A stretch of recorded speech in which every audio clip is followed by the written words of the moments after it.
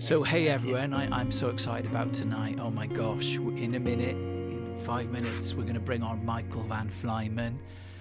I have his book here, Supernatural Transportation, and I love this book. I mean, I've read it 3 times. I'm probably going to read it again because it's just so good.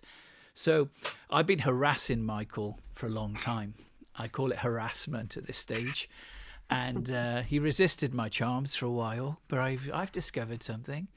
I've discovered if you keep going, and this is the same with the Lord, he gives in, because of love. So I pursued Michael, and he's going to be on the call tonight, and it's going to be a bit different. What I'm going to do is read parts of this book, and he's going to share what it was like. We're going to have wider conversation, but it's going to be powerful. So I'm just going to pray. I'm going to do a quick introduction to teleportation, transportation. We'll go for it. So thank you, Yahweh, that this is for everyone, that we are new creation people. We are fully persuaded by what you have done, that one died for all died in you, and all are raised in you. And now we're enjoying a new existence, a kainos, new creation existence where we're all in, equally in, that your life, Yeshua, is our life and is open. We don't have to wait for another year to happen. We don't have to wait for a prophetic word. We don't even have to go to a conference ever again. It's too late. We are in Christ and Christ is in us. And these kind of realms, you don't need a prophetic word to access them. It's already yours in Jesus. It's just about focus and honor. So let me read this verse for you. Colossians 3:4 in the Mirror paraphrase. It says, we are joined in oneness with him. Just as his life reveals you, your life reveals him. So we on this Patreon group, you radical people, we're believers in the beyond human message, that we stand fully identified in the new creation. So we are new creationists on this call. If you found this call tonight, you're not waiting for another ritual, another ceremony, a new festival, a new prophetic word. You're not waiting for a new year. You're already in. You're in the creamy center of the Trinity.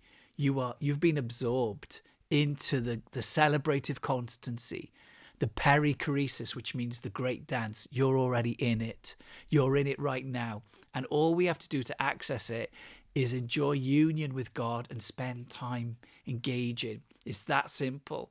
There's no need for anything but you and Jesus to walk in this.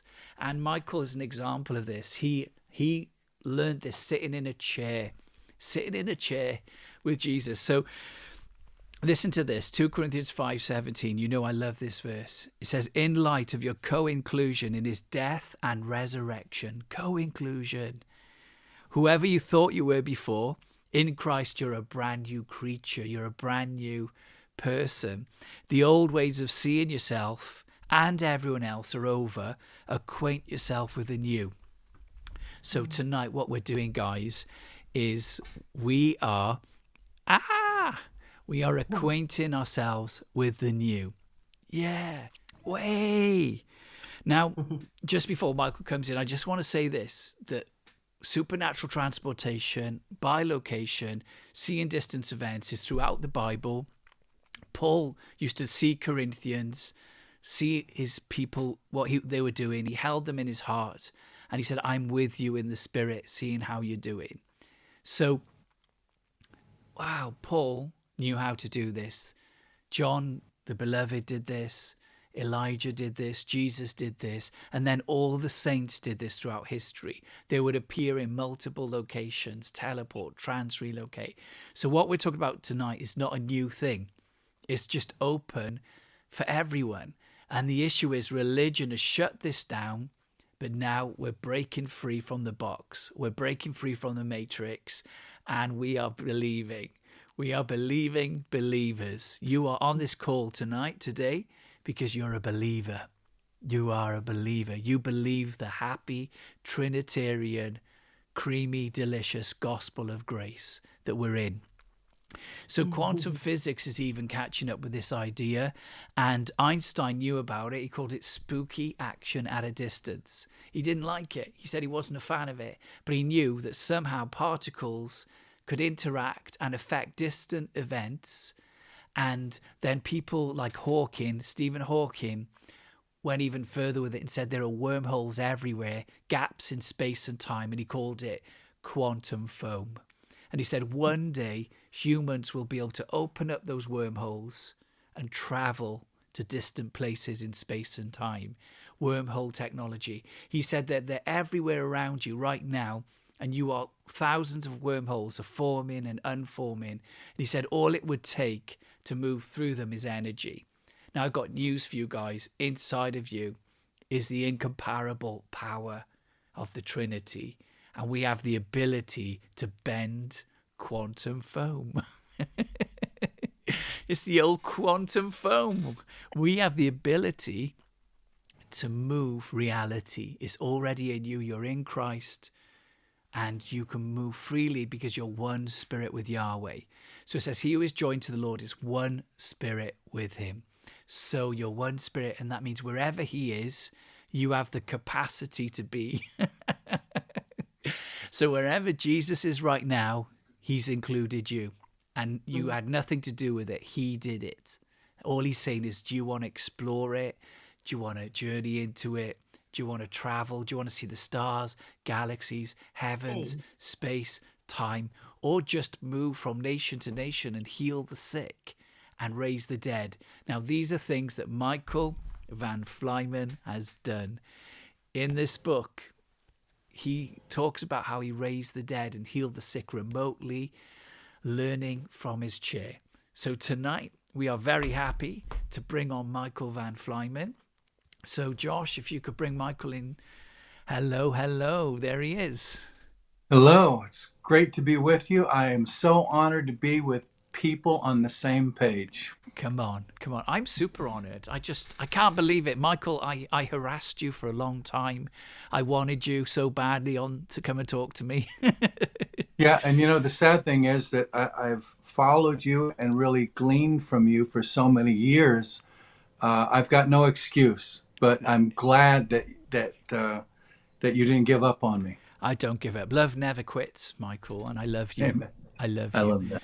Thank you. So I'm hoping we'll start doing some events together. That's my plan. So I want to work diaries with you because I think we could have a good time. We could have a fun time Yeah, together. absolutely. So I've even been thinking, I don't know, we can talk about this again, but I'm in Dallas in January. I don't know if January's got any window for you, but we can talk about that again. So we'll see. I'm sure Papa God's going to do this. We're going to be together. I'm sure he's going to give us some very pleasant surprises. Yes, he is for sure. Now, you've written many books. One of your books is on angels, and another time I'd like to bring you back to talk about that because I love that book as well. So here we go. Are you ready for this? We're going to go into this, and Michael van Vlymen is in the house. We have 573 people on the call. And Wow. I've had so many responses from around the world, people saying they can't wait to hear you, can't wait to... I've been promoting your book for a long time. I've mentioned it on many of my calls because you're the real deal, Michael. You really are, Thank And I you. know, this is something I wanted to say for people listening tonight, is we all have seasons where we don't walk in it fully, where it powers down. And you've had a season where you had to look after your mother-in-law and stuff like that. And I want everyone on the call to know it's okay to have seasons where you're Clark Kent, as they call it. We're not always Superman. We do have moments where we power down because of life. Isn't that right, Michael? It is, but it's not a time where we're devoid of blessing. It just takes a different path, so to speak. That's right. So everybody on this call, just be content and enjoy the season that you're in. Now, I think we're all going into another season of activity. It feels like a pause happened, but we're back. We're back and ready for action. So this started off for you. Obviously, you're very honoring in your book. You talk about all the different people who've influenced you, and I love that about you because the truth is, none of us are here on our own, are we? There's a tapestry of people There's a tapestry of people that have brought each one of us to where we are right now. And God uses a lot of different people so that we can't like be puffed up. Wow, I accomplished this by myself. No, we need each other. And even though we don't all have the same giftings, God uses us to complement each other. Come on. It's together we've been built. And in the Kainos new Yes. creation, we're all in it together. The age of the superheroes is over. We're all super. We're all beautiful. And we're all in it Yes. together. So the big trigger for you coming into this, I love this. How it started was you saw a guy called Bruce Allen on Sid Roth. We all love Sid Roth. I bet most people on the call tonight, 581 of you, have seen Sid Roth. Welcome to It's Supernatural with Sid Roth. And you loved that show. And there was a time where you saw Bruce Allen on it. And this is what Sid said. He said, can a man, this is so good, can a man step through a door and find himself on the other side of the world? And that's what grabbed your attention. Yeah, I mean, how could you not be drawn to that? I said, yes, we have to watch this program. And I was captivated just from, Sid's enthusiasm in that moment. You know how he does it so dramatically. Yeah, But he's amazing. He's been going a long time. You can see videos of he him has. interviewing Catherine Coleman. Yeah, yeah, I've seen that. Brilliant. And so you were looking for a formula, and what they actually said was, I think Bruce must have said, it said, come before the Lord, close your eyes and look, expect God to show you something and look for it. So it actually was very, very simple. It was so simple, it was almost offensive, especially if you come from a religious background. You think, what do I have to do? What do I have to do? Yeah, And then you realize, no, he's going to do it. He's all you have to do is make yourself available yeah, and have the passion, say, yes, I want this. yeah, And then look with an expectation like David or like a watchman, looks for the morning. yeah, come on. So in your book, I absolutely love how you did it. You started sitting in your chair, and was this in your study or where was this? Let's think about this. Where were you? Well, it started in one side of the living room, and I Yeah. got really comfortable there. And I thought that's where it had to be. But I came home one day and my wife had moved the chair to the other side of the room. And I thought, oh no, I hope this doesn't ruin anything. But, Yeah. of course, Beautiful. it didn't ruin anything. I love it. I do, because it's so simple. Because I remember hearing Bob Jones say years ago that the rocking chair is going to become the rocket ship. And this is what you experience. So what I love about you, Michael, is you don't give up. You would spend long periods of time sitting in your chair. So I'll read what you said. I waited 10 minutes, then 20, then 30. At this point, you could easily say, what am I doing? But I continued to wait. So what were you doing exactly? Just sitting there, or? Well, I was trying to follow that instruction that you just read, about looking with an expectation for God to show you something and believing that He will. But it just seems so foreign to me. I mean, I was raised when you pray, it doesn't really have a connection like that. It's like you say what you have to say, then you say in Jesus' name, Amen, and then you go on about your day. This was Yeah. something off my grid. So So were you? I was You was just sitting silently, I was expecting. sitting silently with my eyes closed, looking with my eyes closed to see if I could see any light coming or anything like that. Oh, And interesting. That's an actual meditation technique. Tohu wohu is from without form and void in Hebrew, and that's actually a yeah, technique people use. Is they look into the blackness to see if anything emerges from it. So well, I amazing. think I could be wrong about this, but I think what happens is because our expectation is that we're going to see, there's the shift that happens. You think you're looking with your natural eyes, but you begin to see with your spiritual eyes, even if you don't realize it. Come on, come on. So So you it kept me continued. looking.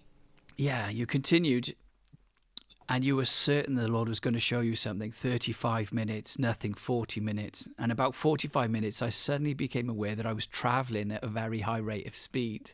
I love this. Right behind someone, an angel, while riding in an open vehicle of some kind. But I was also seated in my prayer chair while sitting perfectly still. After just a few seconds of this, it freaked me out. To experience both realms at the same time with full consciousness of both was more than I could handle. I jumped out of my chair. Yeah, that was a real experience, because experiencing both after never having had that experience, this was totally, I mean, I wanted it because I'd heard about it. But when you experience it for the first time, sometimes there's an adjustment period. I was very afraid. Yeah.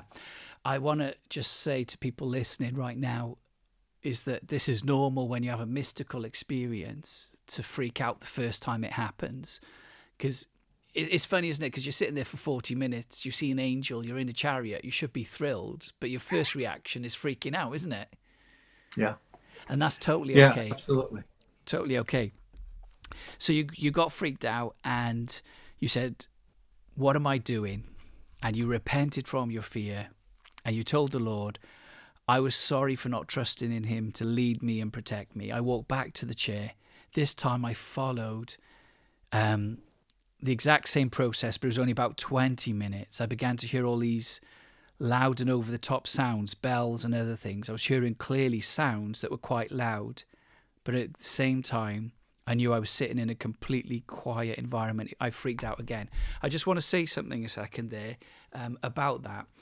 Is if you study out-of-body experiences in the New Age, they often hear sounds and clanging and bells and stuff. And I've had that. And I think it's when the realm's opening. I'm not quite sure what it is, but it's even Teresa of Avila talks about it.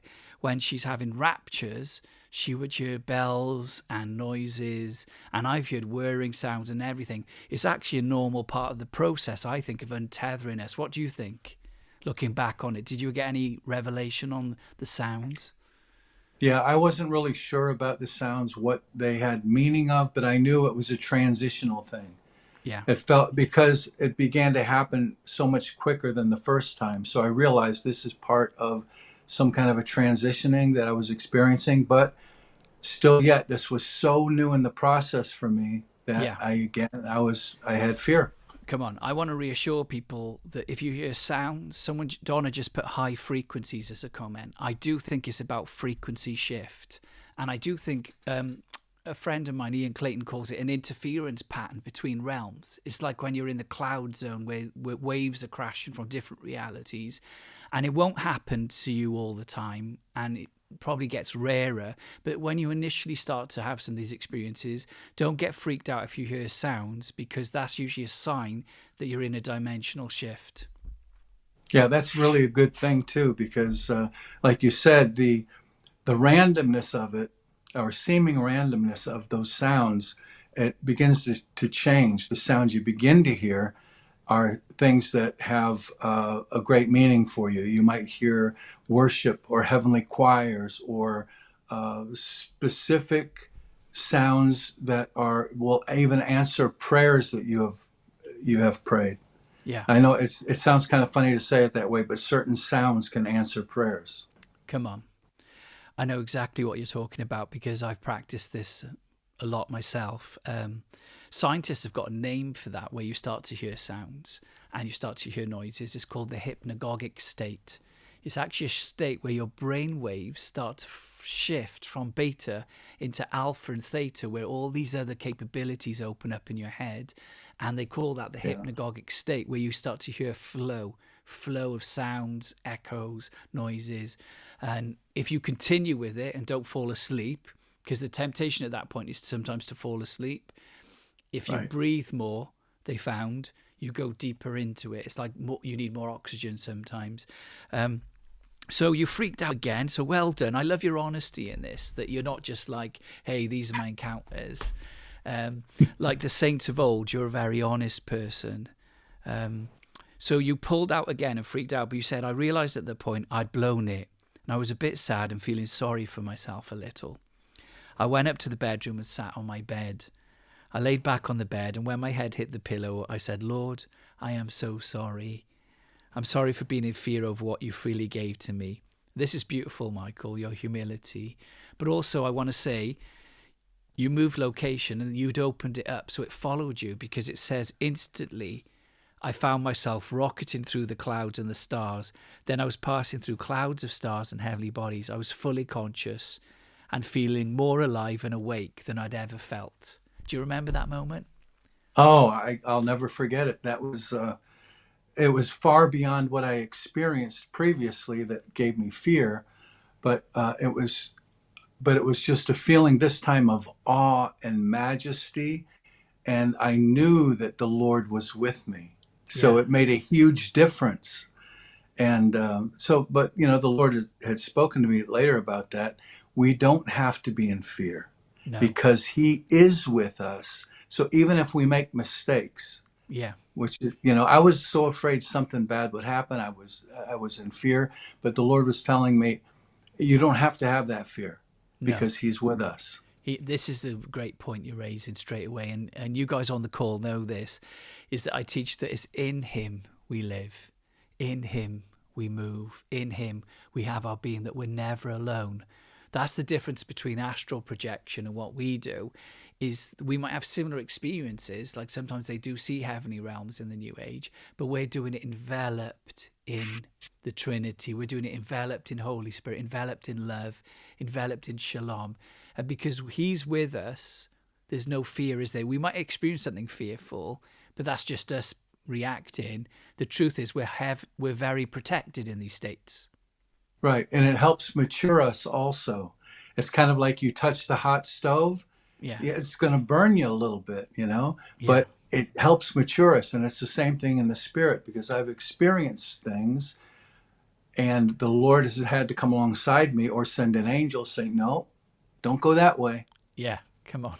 and direct you. So you have the potential to make a misstep, but you don't even have to be in fear of that because He's with us to lead us on the right path.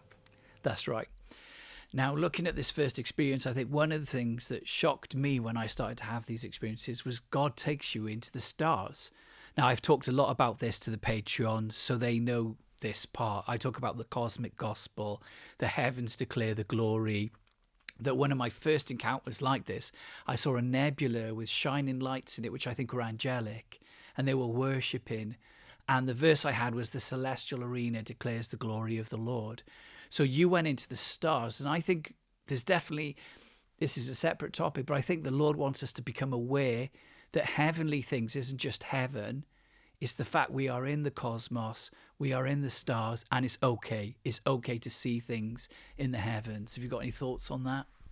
Yeah, I totally agree with that because especially those of us that were raised a certain way in the church, you tend to think of heavenly things in the parameters of very earthly understanding. So Yeah, everything supernatural, everything mystical, they try to explain that in a very concrete earthly way, and it really does a disservice, to the majesty of God. There's so much more going on, yeah, and if you want to be mature, you want to step in it. He's more than happy to take us into those realms.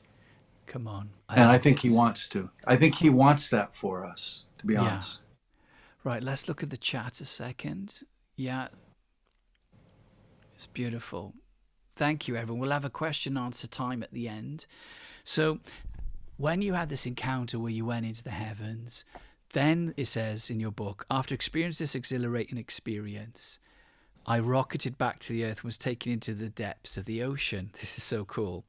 I stood on the bottom of the ocean and never had a fear or a sense that I needed to breathe or any such thing. I just love this, Michael, because I believe this is how we're meant to explore the universe, not with rocket ships, not with submarines, but in the spirit. So you're at the bottom of the ocean. I looked around in wonder and I've seen all kinds of strange ocean life, creatures, fish, and things I had no grid for.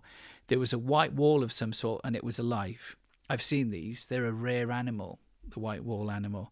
It looked like some kind of animal life, big and soft like a jellyfish. There were hundreds of them, and I was aware that I should ask before I touched. So I did, and then I touched them. It was a wonder of wonders. As I stood there in awe at the bottom of the ocean, the Lord Jesus spoke to me, said, "See, I am with you even to the depths of the ocean. And I realized that I did not have to be in fear. That's wonderful. Tell us a little bit about that. Yeah. So the whole experience was totally, it was mind blowing for me. I mean, I had experienced some spiritual phenomenon in the past because as someone who prayed a lot, that realm is going to be open to you, whether you want it or not, I think, to a certain degree. Yeah, So I had definitely. so I had experienced some things, but this was totally in a new direction, and it was awesome. It was exhilarating, and it really was more like an adventure. When you hear people say, "I died and I didn't want to come back," Yeah, that's exactly what it feels like. It's like I don't want to leave this place. I love it. You know? But you're in your bedroom, lying on the bed, and but at the Yeah. same time you've been in the stars and you're at the bottom of the ocean. It was phenomenal. But the thing that I take away from that, a couple of things, that we can have experiences in God. Now, this wasn't me trying to go out and do the works of the kingdom for some purpose. This was God revealing to me something that I could have. Yeah, And that not only could I have this, but I didn't have to be in fear as I experienced it. yeah, He made it so plain. I am what he spoke the words right to me. I mean, right to me, he said, I'm with you even to the depths of the ocean. And beautiful. and I just knew that was my permission to Wow. just pursue with a passion. Yeah. I didn't have to be fearful. I could jump in with both feet. And I And did. the other thing is that it doesn't have to have deep meaning because the Lord wants what the Lord said to me was I just want to show you what I see every day. So when he took me to the stars, it Yeah. was just because he wanted to share his life with me. And a passage in scripture that's really I love is in John chapter 3 where he's talking to Nicodemus and he says, if I've told you things on earth and you don't believe me, how then can I talk to you about heavenly, cosmic things above? And I think Jesus wants to show us things that no eye has seen. Like you might be the first human being to have seen those strange wall-like jellyfish at the bottom of the ocean, and you interacted with them as well, so they were aware of you. That's the crazy thing. Yeah. Yeah. And I think you're right. The qualification sometimes that keeps people from pursuing God in this way, the idea of qualification, it, we have to deal with that. We have to address that because that is so far from the truth. A lot of the old, understanding was I experience God because I minister, I go out and I speak, I pray for the sick, and it kind of like is patting ourselves on the back if we say things like that or even believe that. But I think, as I have told people before, this is yours, even if you do nothing but enjoy God's Yeah, presence. You're worshiping the come on. Lord. You're just With exploring what He intention, because I showed think you. with what you did, you were very intentional. You'd heard Bruce Allen, who became a good friend of yours after that, didn't he? And you wrote Yes. a book with him as well on trans relocation. Yeah, that's actually, yeah. So if I could just kind of divert a little bit. Sure. So I had a few mentors that I listened to. Of course, Bruce, after hearing that instruction, that really broke open the things of the Spirit for me. But I was also all day long listening to yourself, you, and Neville Johnson, John Paul Jackson, and Bobby Connor. Those five that became, for those of you that really want to walk in this in fullness, uh, avail yourself of the testimonies and the teaching that propels you into it. I was, I don't mean to throw you under the bus, Justin, but I would listen to your podcast 8 hours a day as I was working, and it was opening things up for me. Yeah. It was opening up the things of the kingdom for me. And I realized that's the way it should be. Yeah. And Yeah. so we can lay hold of these things. They're for us. It's the law of focus and the law of honor, isn't it? And you It were doing is. your regular. This is what I love about you as well, Michael. Is just to say this to everybody on the call. Michael was doing a regular job, but still was making time for this, and it's available for anyone. It's just sitting in your chair, finding a beautiful chair, sit in that chair and say, Jesus, I want to go places with you. I'm open, and sitting in his presence and knowing it's okay if nothing happens straight away. It's okay if you Yeah. hear strange noises or see lights, and eventually incredible stuff will happen, because we're going to come into this now. But this is what, as you go on in supernatural transportation, I'll come to this later, you do incredible things. So we're going to cover that. So guys, there's amazing stories of raising the dead, healing people, walking through people, being able to hear your children's conversations in their home, at university or whatever. But you said this, the truth is, it's yours. All of it belongs to you, and God is not withholding any good thing from you. Amazing. That's exciting to me Yeah. because everyone is qualified. That's the great part to me, because I grew up as a child wanting to be like those Bible heroes I was hearing about. The little angels that the Sunday school teacher would, prance across the flannel graph screen. I wanted that life, even as a 5-year old. And why shouldn't we? But Yes. anyone can have it, and Come on. anyone should have it. Yeah, and I And believe in just by listening to this, it's going to activate in people, because I've seen this. I've seen that what we honor, we attract. What we think about, we'll experience. What we look at, we'll see. I'm convinced, Michael, one of the reasons I pursued you on this, the Lord, actually more than convinced, the Lord has shown me this will be the natural way that humans engage the cosmos. This will be how we do the restoration of all things. This is how all creation's groaning for the revealing. For it to groan, it means it's calling to us.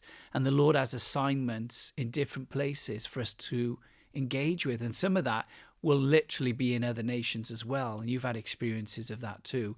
And the cosmos is that we have a massive call and we think, oh, well, I can't go, but you can. And even time bends around you, doesn't it? Because just because you're sitting in a chair for 5 minutes, I've had encounters that have lasted hours in minutes. yes, yeah, I think the this is becoming more prevalent, and just the people that are on the call tonight or that see the replay or whatever, Yeah, it's going to break something open for them, just like it did for me in the early days. come on. It's going to cause things. It's like an extended hand, to join the party, so to speak. Come on. But I lost my train of thought there. It'll come back to me. That's good, Michael. I so appreciate you being on the call tonight. I can't. It's already, we're 40 minutes in. I can't believe it. I just want to talk to you for hours because I'm so excited about this. You say So in, you say in your book, if you decide in your heart and declare that you are a part of what God is doing now, you will be. So it's just a choice. that's a choice, and that's a huge key, because a lot of people, I've noticed, even myself in the past, Lord, please bring this to pass. Please bring this to pass. And I heard you teach on this once. It's no, you start living your destiny now. Start living that thing that you're drawn to now. Don't wait for something to happen. Start living it. And Yeah. that decision and that step to start living in that place is what opens it. Yeah, that's how I started to encounter lots of stuff. You know this on the podcast. I'd say heavenly glory is mine, angels are mine. Rather than saying, can I have it? You say it's mine. And as I was owning Yes. that, it was opening up because we've already been given fullness in Jesus. Jesus has given us the full package of himself. We're already Yes. in him. He's in us. Now it's according to your faith, what you believe. And as we start to believe for bigger things, we're going to see bigger things. And I dare to believe this is the generation that's going to do the most incredible things. We're really going to shape the future. You know, arise and shine. The light has come, and the glory of the Lord, way rises up. I totally believe that when you started to say about that this is going to increase and people this will become normal. I was talking to a mutual friend of ours. I won't mention her name, but I said it's going to be hard for the mystics to hide, and Yes, not that we're trying to hide, but because I think that the mystics are those people that accept that God still does everything, that anything is possible. So if you have a group of people like that, those are the people that are going to walk in those things, and it's going to be a very miraculous life. It's hard for your light not to shine if that is your absolutely. path. There's something Yeah. as well, and about going in those realms that does change you when you come back. It's like in your next story, you see a hospital transportation. So this was one of the next ones. Before I read the story, I just want to say, I find that when you go in the spirit and then come back to this realm, it's almost like there's more faith, there's more substance. It's like you can't go into that realm without bringing some of it back. It's like it sticks to you. You have more awareness, more cardionosis, more connection, more flow, more awareness of angels. And it's like, Nancy Cohen teaches and Ian Clayton. It says we ascend, we're changed. We don't have to be qualified. Jesus qualified us. We ascend. And as we go there, we get changed, we get transformed. And when we come back, so in the next story, it says this: I was praying and worshiping one night, just normal stuff, praying over my family and various needs and just looking for God to show me something. I went to bed and been asleep for several hours when suddenly I found myself standing in a large hospital room with about a dozen beds in it. I was aware that I was in a poor nation. I was aware that all the children in the room were very ill. Although I was not sure what the illness was, the room was semi-dark. There was a light shining in from the hospital hallway. As I stood there, I had a prompting to walk down the rows and lay hands on and heal each child. This is so good, isn't it? I was not there to pray for them, but to heal them. So you just healed them. This is one thing I've discovered about being in the spirit realm. You have a greater knowledge of who you are without the doubt and unbelief that might cause you to pray differently. So I went from bed to bed declaring, be healed in Jesus' name. Every one of the children I was led to say, be healed and delivered. After I touched each one, I found myself back home. I think I've written that right. So it says, be healed in Jesus' name. Yeah, so amazing. Do you want to just share about that? That's like so beautiful. Just think about that. You're in bed, but at the same time, you're healing an entire hospital room Yeah. of children. Yeah, and the fact that it was children made it all the more exciting for me. But I noticed that as I accepted this as my reality, as the Yeah, Lord, from that time when the Lord said, see, I'm with you even to the depths of the ocean, I thought, yes, this is the reality I want. I mean, this is a grand adventure beyond anything that you could imagine. And so, after I accepted that God does this and He's willing to use me if I'm willing to be used, I don't think He forces, if you said, no, I don't want this, I don't think God would force it on you. But He might give you sovereign experiences to push you in that direction come because on. He loves us and He wants the best for us. But I realized that the more I accepted that as my reality, the more it began to happen. And out of sleep, out of prayer, out of just sitting somewhere, out of being at work, working on something, it's just like suddenly you're caught away, and you're of course you're led of the Spirit because I didn't even know where I was Yeah, or what to do or how to pray, but it just began to happen just like that. And hospitals, that became something that would happen a lot, and it was always the same way, but it was always exciting because I knew that this was it was so overwhelming. It's so yeah. overwhelming to allow the Lord to use you like It's that. so incredible and humbling and wonderful and so exciting and extravagant. This is the thing I've realized. It's like we could pray for all the time for one person to get healed that we know in the natural, or we can learn to live in the spirit and release quantum healing, heal Yes. whole hospital rooms. I think it says pray in the spirit at all times. And I think the problem with regular churches, it's all about the natural. They're not teaching on supernatural transportation. They're not teaching on heart knowledge, cardionosis. They're not teaching on walking with angels. They're not teaching on ascending into heaven. And I think a lot of people on this call tonight, 608 people, we are a company of people who are awakening around the world that say we can't carry on. We know that we have this incredible power in us. We have this incredible gospel.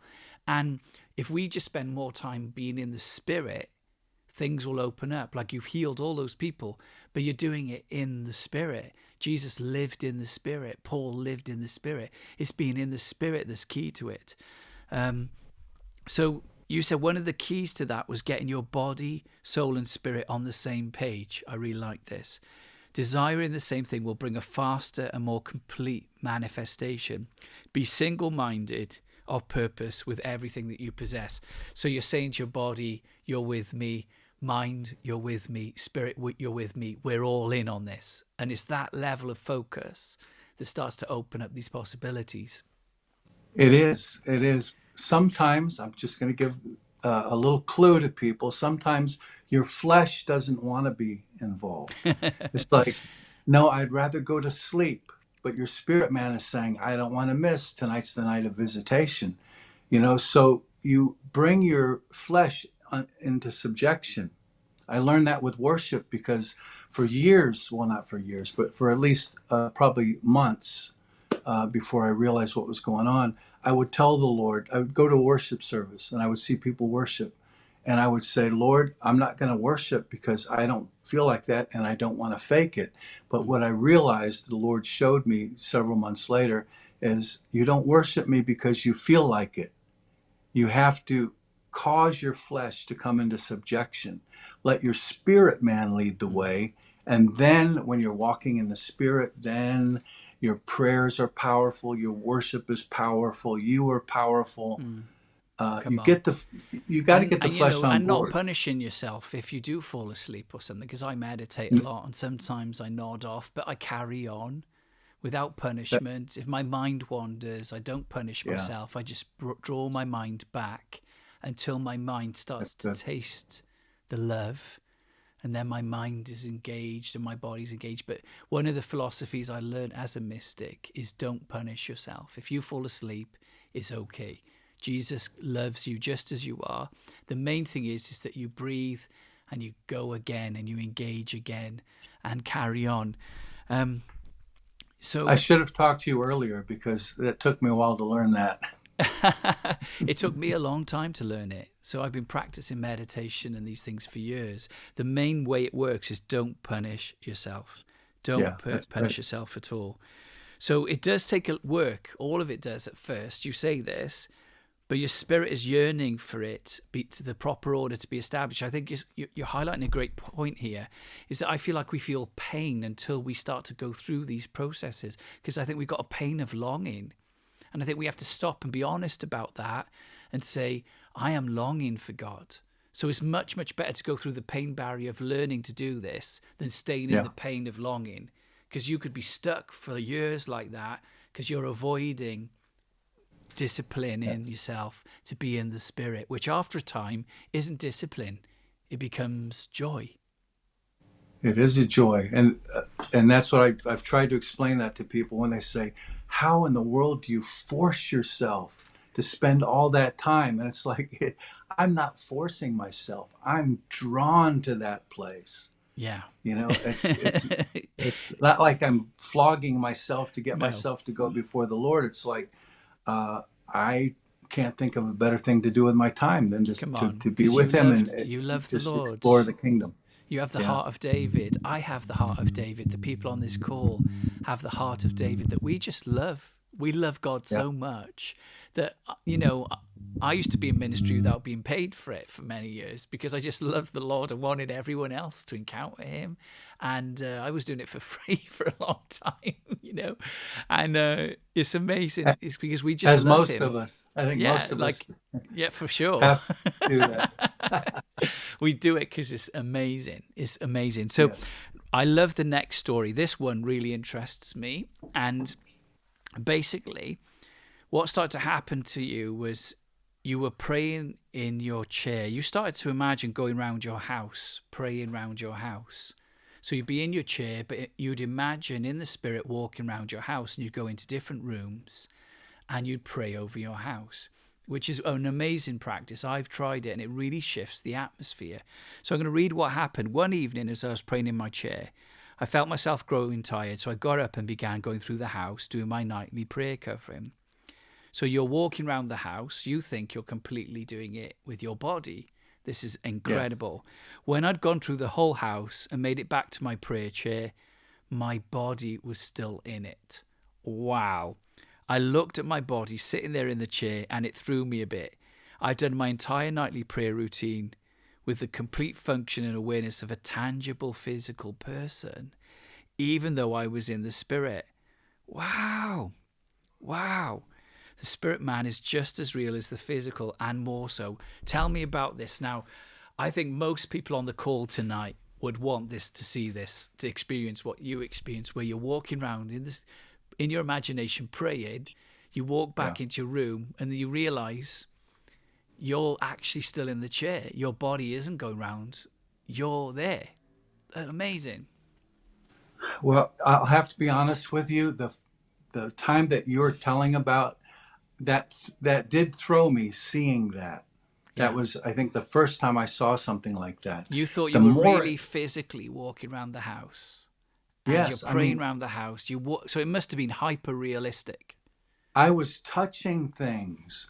I was, and touching doorposts as I went through, as I was praying for the kids' rooms and stuff, and I was physically experiencing all of this. When I went back to the chair and realized that my body was still in it, uh, that was another learning curve for me. I guess You, watching too many scary movies when I was a kid. I love it when I'm out and like that, and I see my own body. What did you do next? How did you just merge with Well, your body naturally, or what I, happened? well, I was I was fearful in that moment. I'd like to say I was bold and brave, but that wasn't the case. I fall, the Lord helps me up, and I keep going. Kind of situation. But so I thought, what do I do now? Maybe I'll sit down in my body, and then I'll get back up, and I'll all be together, and then I'll go up to bed. But I tried that. I stood up. I looked behind me. No, my body's still in the chair. It's not cooperating. Sat back down in my body again. I tried it again. Nothing. I'm starting to get worried. And the Lord spoke to me and said, Michael, sit back down. I said, okay. And the Lord said, wait. And so I waited. And then suddenly I had peace. Oh, wow. And then the Lord said, okay, now get up and go to bed. And the third time, then I got up and it was all together. But I noticed that the more that I did this, waiting, waiting with expectation and seeing what the Lord's going to show me, and going in my imagination even to pray places, even if it's just around the inside or the outside of the house. What began to happen was then I would realize at some point, okay, that's my body on the floor, or that's my body in the chair, or that's my body in the bed. It began to happen a lot Wow. because I was availing myself to allow the Lord to use me, or to pray over wherever the Lord showed me to pray. So it began to Wow. happen a lot. Wow. Let's just pause, guys, for a second. I'm just feeling so grateful. I'm trying to. This is a new thing for me, interviewing a person like this, Michael. You're my guinea pig tonight. I hope, guys, you're all enjoying it. I'm seeing a lot of comments pop up. I think, isn't this an incredible honor to be hearing this conversation tonight? To be hearing Michael van Vlymen sharing, and completely authentic, genuine guy in every way. And isn't it also exciting, guys, to think of what we can have in our beyond human life, that we can imagine a place in prayer, and then one day you'll realize you're not there in your imagination, that your spirit is there, you can interact with it, you are beyond the body. And that's how it's opened up for me a lot, Michael, as well, where I've been engaging by faith and then suddenly something shifts and it's like it actualizes. So Bill Johnson Yeah, says, faith actualizes what it realizes. When you realize something, you actualize it. It starts to manifest.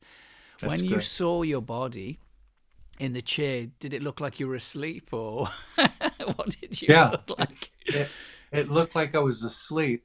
My eyes were closed, and I was in the same position that I pray. I pray in a very comfortable position. If I'm waiting on the Lord, or I'm praying, or even worshiping in my imagination, I just sit very comfortably because I don't want my body to be a distraction. Yeah, It's like I tried a million different things. I would try to raise my hands in worship as I was waiting, but after a while, your focus shifts yeah, from the spiritual things to the fact that your shoulders hurt.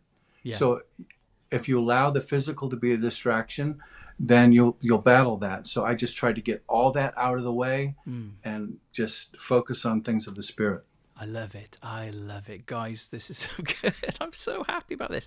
Now, I love this next story because you actually found that your daughter was out of her body at night with the dog. So I'm going to read this for you guys. This is amazing.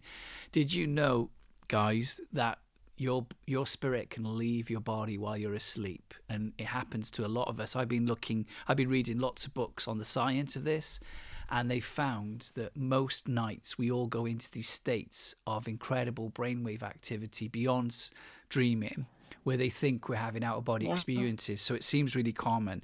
So this is what you said in your book, and this is so much fun. One evening, as I was praying in my chair, I felt myself growing tired, so I got up and began going through the house doing my nightly prayer covering. Oh no, hang on. Yeah, here we go. Hang on. Okay, here we go. Yes, the next bit. You began to walk around the house. I would do this prayer walk in my imagination throughout the house over and over. That's an important point. It's okay to imagine it. I walked through my house so many times in the natural with my eyes and senses, seeing and feeling and smelling what it was like. I was fairly easy to reproduce this in my imagination. I walked around as before and prayed. What began to happen was I began to actually experience going in the spirit for my prayer walks. I would go in the spirit and pray in the spirit. Then after I was done praying, I'd go back and rejoin my physical body. I recall very well that on one occasion I was in the spirit and I was doing my nightly prayer walk. It was about 3 or 4 in the morning, and I came upstairs to see my daughter Angie laying in the hallway on the hallway floor next to our dog. Angie was in the spirit and her body was asleep in bed. This is incredible. At that time, she had no awareness of what was going on. I told her she could go back to bed and lay down. She said, I will, Dad. I just want to lay here with Julia a little bit. Her spirit was having a normal interaction and discussion with my spirit. The next day, I found out that she wasn't even aware that this had happened. Come on, this just gives me so much joy. So she was out of her body at night, hugging the dog. That touched my heart so much because just her reaction, this little girl just wanted to just comfort or draw comfort from the dog. She had a connection to the dog and she loved the dog. And she just, I'll go back to bed, Dad. Just let me hug her just a little bit longer. And I thought that I was so blessed by that. I'm not going to lie. Yeah. It would just touch me so much. Oh, Um, amazing. Do you First think of all, then, the dog was aware as well? Like the dog I was do. was experiencing the human spirit at night? I do believe that. I've seen animals that seem to have more awareness of the things of the spirit than human beings. I, I mean, that's just the truth. In general, I'm not talking about groups like the one that we're with tonight, but in general, I think animals, they see angels, Yeah. they can see evil spirits. Um, they're I think they can see the human spirit. I think maybe not all the time. I'm not sure how that works, but I've seen enough interaction even in our own home to know Yeah. that that's reality. So this is kind of a wider question that I'm just thinking of as I'm with you. Have you seen other people who are in the spirit when you're out like that as well, other than your Oh daughter? yes, yeah. So I've seen a lot of people in the spirit. I've seen people from New Age people to people in witchcraft to people that don't know that they're in the spirit. Yeah. Um, Even people that I know that I go in the spirit to pray for them, and I pray for them in the spirit, but they're not aware that it even happened. Yeah. So I think there's a level um, where we carry conscious awareness from the things that we do in the spirit. We carry that into uh, our just normal conscious awareness. Hmm. I'm not exactly sure how this happens, but I think the repetition and the constant use is what kind of melds those together, where when you go, you begin to carry that memory with you. Yeah, I agree with that. You have to tell your body to retain memory, I found from the spirit. Because you'll have encounters in your dreams, you'll have encounters in ecstasies, and sometimes you'll forget it. You have to tell your body and your subconscious that has real importance to you. So you start to become aware. Like most days, I'll wake up and tell Rachel something I've done in the night. It's part of our, I'll tell her all sorts of things like That's what I've good. dreamed and what's happened. And you have to program yourself, really, don't you, to value and enjoy and connect to what you're doing in the night, because I think we're all doing a lot more. I think when we, at the Oh end of yeah, our lives, when we go to heaven, we're going to learn that we've all been doing wonderful things in the night without even realizing it. it is, and I think we can cultivate that um, by repetition. And as if it's kind of like stepping into the spirit and living there, stay there. Don't go back and forth. You still have to live a natural life, but you live it from your spiritual plane, not from the earthly plane, Yeah, because you can conduct your natural life from the spiritual plane, and it's really you do it with more wisdom and with more knowledge and awareness if you do that. yeah. So And then it I starts think to that's part overlap of it. into your normal life, doesn't it? Because this is where we move on. You start to have incredible encounters. I mean, in your encounters, you would start to go outside and go on your roof and fly.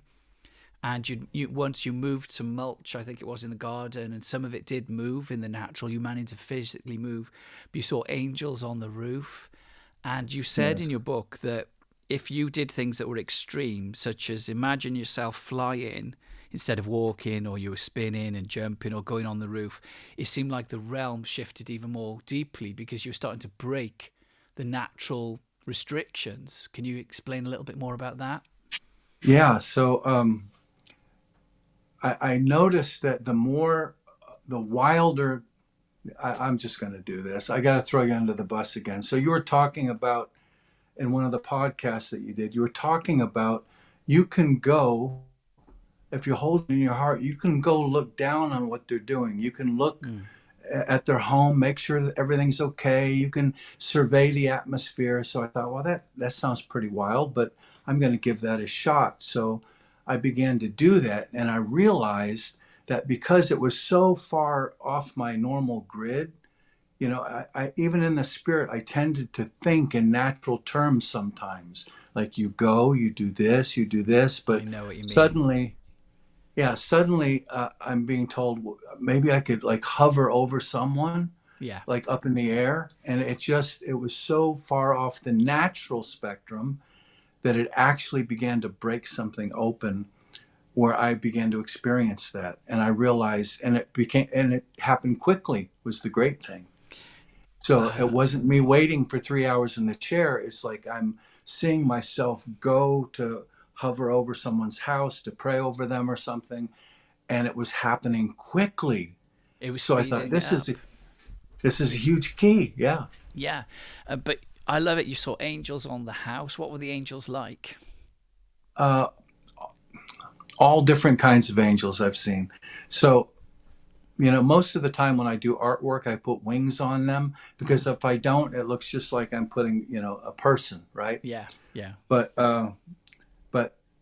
most of the angels, when I was up on the roof or when I was flying through the stars, um, they have a glowing form where you can see visible energy.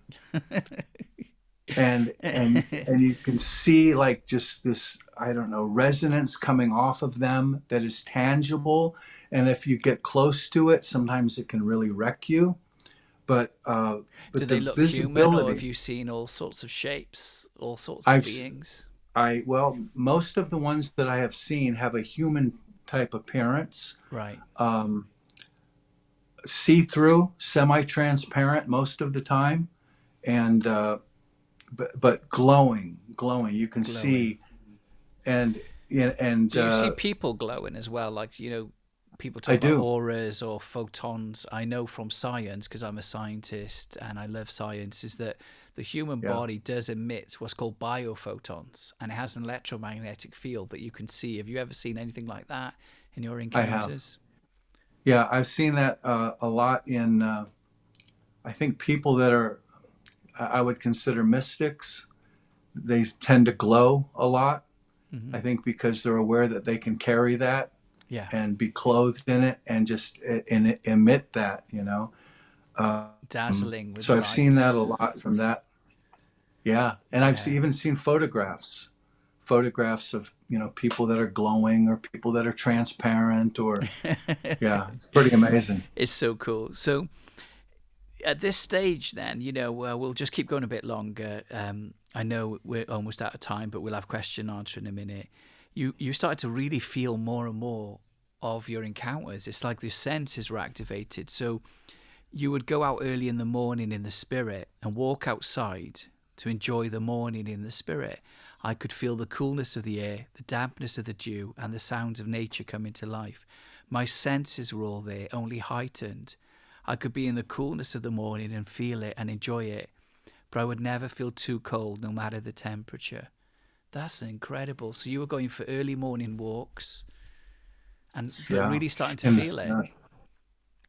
Yeah, so the tangible, the reality of the spiritual man. Well, I'll give you, for instance, when I would go on my prayer walks, not realizing I was in the spirit sometimes because I like to drink water, I would stop by the sink and I'd drink a glass of water, then I'd continue on. Then I find out later I was in the spirit, and it Wow. Wow. kind of So you'd threw me, actually, but you would drink that shouldn't. that's amazing. So you'd actually have the drink of water, not Yeah, realizing you were out of your body. yeah. I had no realization in the moment, but then I just took it. This is normal. Our spirits are tangibly real, Yeah. so that shouldn't throw us. But I began to do that. I would go outside, and I would enjoy being in the spirit outside, enjoying and it does, and you feel so alive when you're in the spirit. It's like reality times 100 because you know things, you Wow. see things, you see incredible things, and you know things that you shouldn't know by natural means, and you Wow. just have faith, overwhelming faith that just wells Come up in you. on. Oh But man, we've got to I do was like I was we've got to do more of this together, Michael. Go in the we spirit do. together. We've got to do more days with people where we just go in the spirit, because this is just so It's it's awesome. I think yeah, it's something that we have neglected for far too long, and we need to reclaim that so that people walk in that. This has got to become the new normal. It does. It Come on, does. let's hit a few more stories and then we'll open it up. So you started to see real events now. This is where it even got even more heightened. You were holding your children in your heart. And I think there's a lot of parents on the call tonight and grandparents. We all want to know how our kids are doing, don't we? Sometimes they're away from home, they're at university or wherever else. It says, the Lord in his mercy would allow me to translate to Matt's apartment. So was Matt in university at the time, or what was he doing? He was. Yeah. Yeah, he was And about check in 300 on miles him. away. I would be standing in the apartment with Matt and his friends, and I'd observe them and listen to the things they were talking about. The next day, I would tell Matthew what had happened, and I would relay who was with him and what everyone else was doing and talking about. Now, I think you were allowed to do that because of love. It wasn't like you were spying, was it? No, no, I was concerned. So I was just, praying God's will and blessing over him. Yeah, and you would actually hear the conversations they were having. And it kind of confused some of his friends, but Matthew was never really thrown by that. Matthew you or Angie, because that became the normal in our house. That's why I believe for all of us that are willing, this will become your normal. This can be your normal. That And became normal. They weren't confused that dad knew where they were, your son knew or mom. how real the Spirit was and that you loved him and you were with him. And I think the other thing to say is we want to see the ecclesia govern the earth now, don't we? And we want to Yeah. govern creation. We want to govern politics and world events, but we can't go by fake news, can we? Or YouTube or CNN or Fox News. And, you know, Elijah used to see what was going on in the king's bedroom. I would like to see what they're really talking about in these governmental arenas. We talk about the Illuminati and other systems of power, and there's a lot of evidence that these things do exist. I think it's time for the ecclesia to bring the fear of God into the earth again, the wonder of God, and the blueprint of God. Now, sometimes when I've encountered people in the Spirit, I've led them to the Lord. You know, one time I had 3 witches bilocate into the bedroom. They were in my dream first, and they were like making frequency and energy. I wake up, they're in the room, and I didn't feel anger or resentment. I knew how powerful we were, and I felt this incredible love. And I felt like the Lord say, swallow them into your heart and ascend into my heart. So I expanded my heart over them and pulled them into my spirit and went up into Yahweh, and I was in the Father, and I left them there, came back down and went to sleep. Sometime after that, I saw one of the women who was involved, and she'd given her heart to the Lord because of this experience. So what I'm realizing is we don't need to be afraid. And I think it's time for us to be able to see what is really going on. I'm tired of the people guessing. I'm tired of people getting prophetic words wrong. I believe we have to be in an age of clarity. We have to be in an age where we can hear, we can see, and we know. So when we're governing as ecclesias over situations, we're not caught up in fake news or politics. We are actually seeing with clarity and hearing with clarity, and then knowing as well what the Lord wants us to do, because we can't be moved by reaction either. Just because we hear something, I see lots of things in the Spirit, and I know you do, Michael. We can't be moved by what we see. We have to be moved by union with Jesus, where we're led by the Spirit. So sometimes I'll see something and people say, well, why don't you prophesy that? I don't have to prophesy it, because for me, I just call it being alive, because I'm alive in Yahweh, in union as a kainos creation. I see this. Like when I walk down the street, Michael, I'll have cardionosis on people all the time, but I don't go running around prophesying, because for me, this is what it means to be new creation, is that our senses are awake, we can feel, we can see, and then we do what the Lord wants us to do. But I think right now, would you agree, Michael, we need clarity. We need to be able to see clearly what's really going on in the earth. Oh, yeah. Yeah, I think the whole earth is groaning. All creation is groaning for that. Yeah, As if you just look around our own little world, our friends, our family, people that they have questions, need answers, uh, they're going to come to us come on. because we're walking in greater and greater understanding, awareness, wisdom, so that we can bring the answer when we show up. So, and I think we have to do that. Like I said, all creation is groaning for that. People are experiencing things that we can help them deal with, Yeah. and And that's my and heart. and People. isn't this going to Yeah, accelerate everything, isn't it? Like if you've got people all around the world, like this 610 on the call. Thank you everyone for joining us. It's so good to have you. If yeah, all of amen. us, 610 of us, started to see with clarity, like you're talking about, started to heal in the spirit, and you even raised the dead. So let's quickly skip ahead to this. This was an amazing one, because I think you actually, if I understand it right, you've been in the spirit and you stretched and walked into the kitchen to have a nice cool drink, and eventually you decide to step outside. But this was in the natural at this point. You were going outside to take a breath in the morning air. Oh, okay, this is the money story. Sorry, I've got it mixed up. So I walked out through the garage and stepped out the side door, and as I opened the door, I could see the driveway and yard. When I stepped out, I suddenly found myself in another place entirely. Now, this is exciting because what's happening now is it's starting to invade your life, isn't it? Because you're not in the spirit at this point. It sounds Yeah. like you were walking around your house drinking. As you open the door, you were in another place by a church, and the Lord told you to give money to a man called Joseph. Now, what I love about this, he was clearly a missionary. You walk up to him and said, take the money in your pocket, give it to Joseph. I questioned the Lord. I was not aware that I had money, but the Lord had put the money in my pocket. I reached in and took the money out and walked towards Joseph.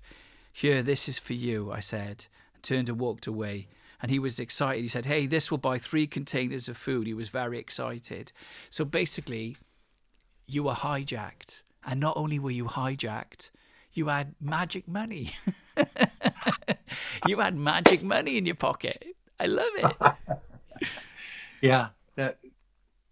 That began to happen. That, if when you allow this to become your life, then you're giving carte blanche permission. Lord, just take me anywhere, anytime, and He will take you up on that. And Yeah. I wasn't looking for it in that moment. Now I am looking for it. It's not like I'm saying, Lord, don't do this.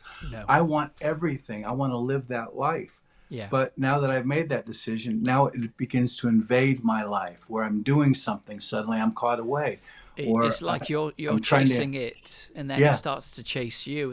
Isn't that the Song of Solomon? yes, yeah, exactly.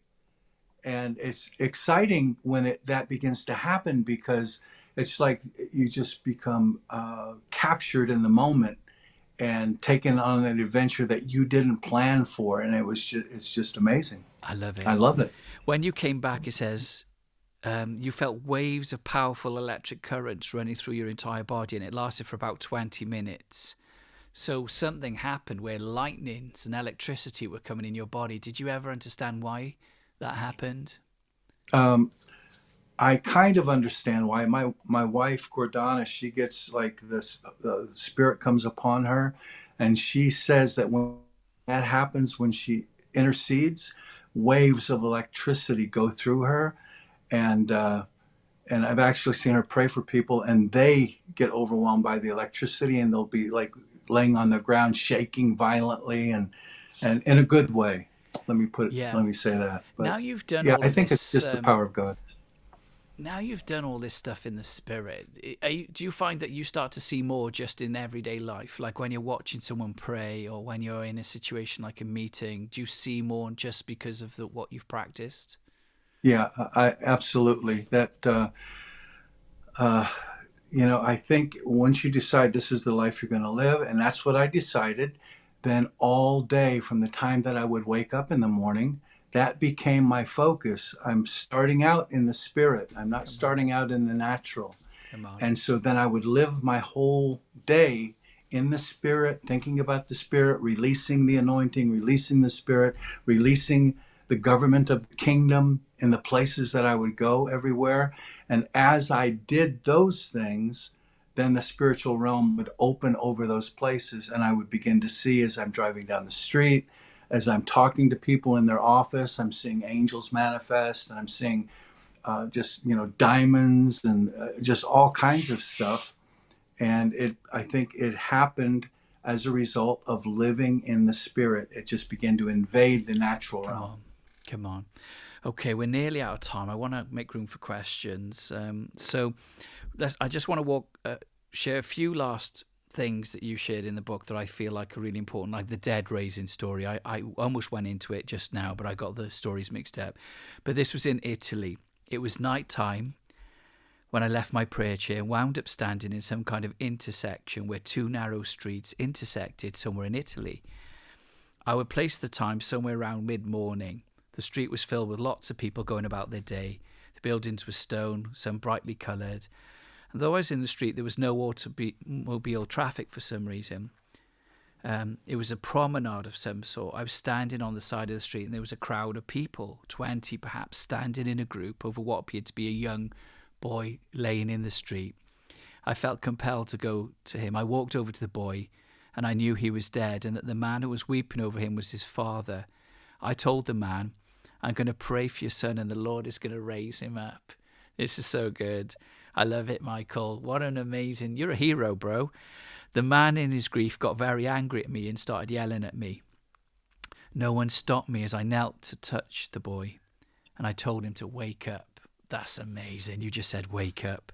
Within seconds, the boy opened his eyes, and I told the man, take your son and go home. I don't know why I said that. I was just led by the Spirit to say it. At that point, the crowd became silent, and they all just stared at me. Oh my gosh, what was that like? That was incredible.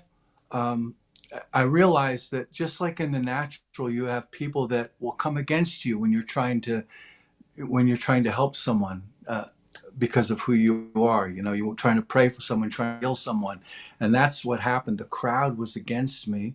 The man didn't understand. He was in grief, but in a moment, everything shifted. And the great thing was, after the boy was raised up, the Lord took me back to the same place the following day, the following night, which was day there, and led me down a street and told me to knock on a blue door. I knocked on that door. The same man opened it, and I was able to share Christ with them. I mean, So we they were can't led to the really. Lord. When we're hearing these stories, our brains can hardly take it in. But if a kid's Yeah. died, that's tragic for a family, and the pain, maybe being hit by a car, who knows, but the pain that that dad was going through, and the shock of the crowd, and then you're standing there, Michael Van Vlymen, and they could see you there, and you bravely pushed through the crowd. And I'm guessing you would have been speaking Italian, but to you it would have been English. That's what it sounded like. Yeah. Yeah, and you raise, wow, you just say, wake up like Jesus did. And the difference Yeah. that this would have made to that family. And now, obviously, they've turned to the Lord because you went back the next day and shared the happy gospel with them. I just Yeah. love this. Yeah. I It's mean, it's worth, what isn't it worth it just for that one person? All the just time for you that spent, one person. all the time you spent in that chair just to raise one boy from the dead. I would do that, because what value do we put on that one You're right. moment? And that's why we've got to go for this stuff, you know? Exactly. Exactly. Amazing. So I'm going to land it now for a few question answers, but just to summarize a few other points I didn't get onto. You were able to travel sometimes through time, which we all do as well. You were able to go to a Benny Hinn meeting and other people's meetings and sit in on them, which I find hilarious. I know some people have been taken. I got taken back to a Paul Kane meeting and sat in. A friend of mine Wow. got taken back to William Branham's meeting and sat in and talked to him.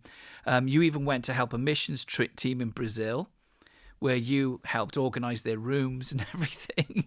And you've done just incredible things. You started to go into heaven. You'd see angels. You also saw dark beings and witches. And you even started to go into the heavenly realms. You saw the throne. You saw seraphim.